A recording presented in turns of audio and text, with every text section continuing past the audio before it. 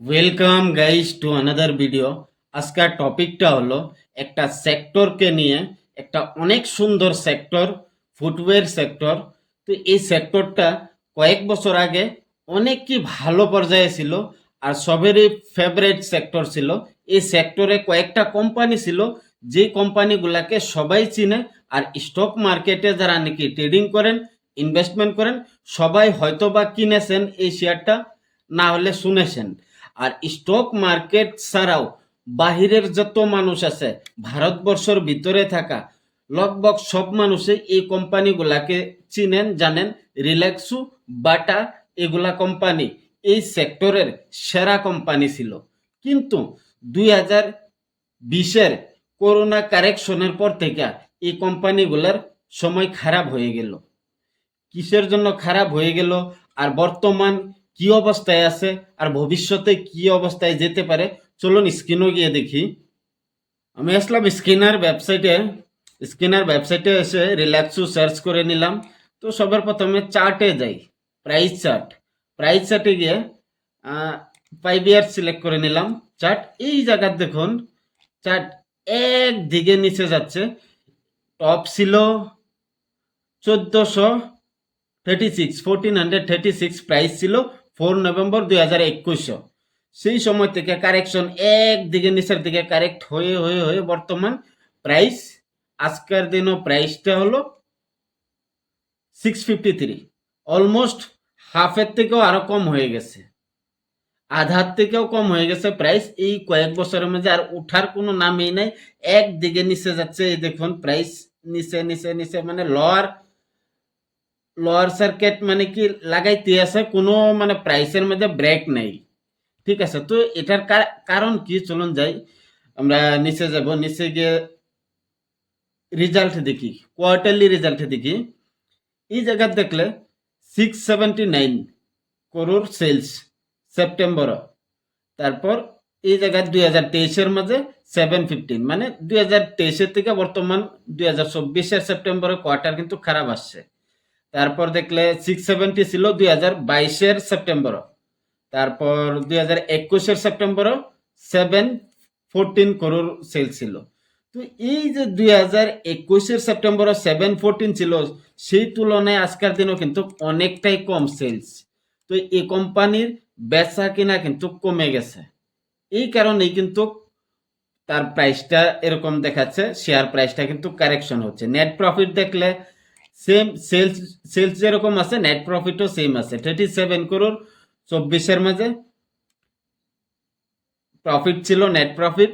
তারপর 23-এর মাঝে 44।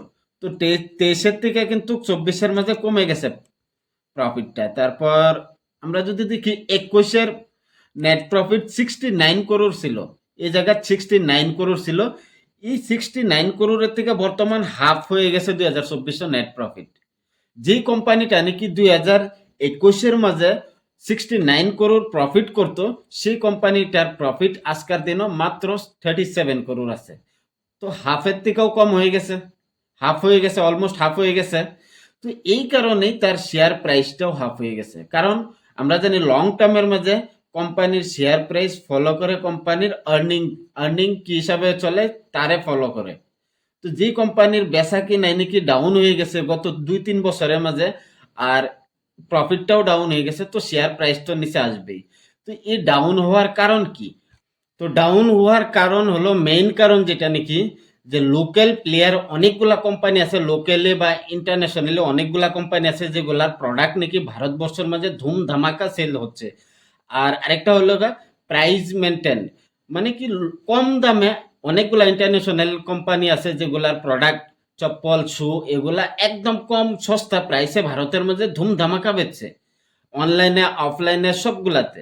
তো সেইগুলার সাথে কম্পিটিশনে হেরে যাচ্ছে আমরা ভারতবর্ষ।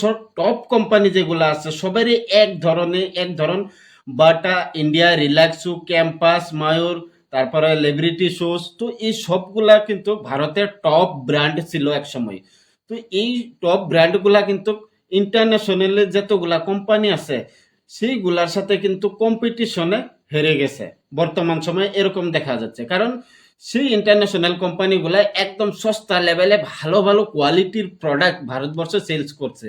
কিন্তু বর্তমান সময়ে ভারতবর্ষের মাঝে র মেটেরিয়ালের দাম ইনক্রিজ হওয়ার কারণে, জিএসটির কারণে, অনেকগুলো ফ্যাক্টরের কারণে কিন্তু এই বাটা, রিল্যাক্সো, ক্যাম্পাস এগুলার বিজনেস কিন্তু বর্তমান সময়ে ভালো চলছে না, কারণ তাদের সেলসটা কমে গেছে। তারার প্রোডাক্টটা বাকি ম্যানুফ্যাকচারিং কস্টটা কিন্তু হাই, সেই জন্য তারার প্রোডাক্টটাও কিন্তু হাই প্রাইসে সেলিং করতে লাগে।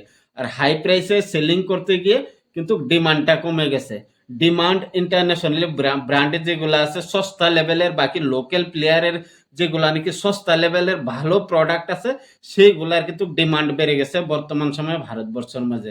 এই কারণেই যেতগুলা ফুটওয়্যার সেক্টরের ভালো কোম্পানি ছিল, সবারই কিন্তু একই দশা, একই অবস্থা।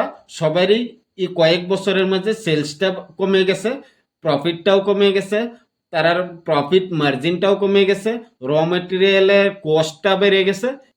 এই কারণেই কোম্পানিগুলা প্রবলেমে চলতেছে, আর কোম্পানির বিজনেস ভালো চলতেছে না। তার কারণেই শেয়ার প্রাইসটাও এই গত 2-3 বছরের মধ্যে সবগুলা কোম্পানির এই শেয়ার প্রাইস অলমোস্ট হাফ হয়ে গেছে।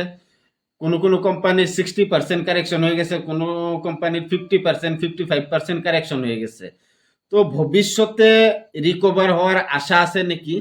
তো দেখুন, যদি এগুলা কোম্পানির উপরে ইনভেস্ট করেন তাহলে কিন্তু বর্তমান সময়ে অনেক বুঝে শুনে করতে লাগবে, কারণ বর্তমান সময়ে অনলাইন মার্কেটের সময় অনলাইনে অনেকগুলা কোম্পানি আছে, লোকাল কোম্পানি হোক বা ইন্টারন্যাশনাল কোম্পানি হোক, তারার প্রোডাক্টগুলা কিন্তু জলদি বেচা কিনা হয়ে যাচ্ছে, আর তারা কিন্তু মার্কেটে কিন্তু ভালো পরিমাণের একটা শেয়ার দখল করে নিয়েছে। তো সেই শেয়ারগুলা রিকভার করতে গেলে এই বাটা, রিল্যাক্সো, ক্যাম্পাস তারার বিজনেসের মাঝে অনেকগুলা চেঞ্জেস করতে লাগবে।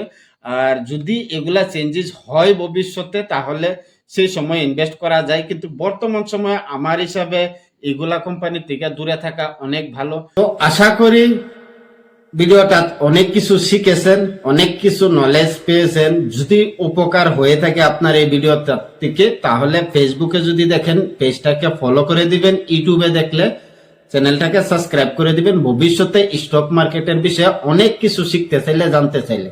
ধন্যবাদ।